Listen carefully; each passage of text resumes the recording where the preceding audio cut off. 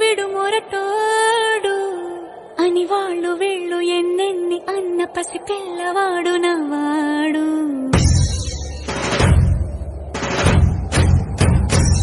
విడుముండోడు అని ఊరు వాడ అనుకున్న గాని మహారాజు నాకు నవ్వాడు.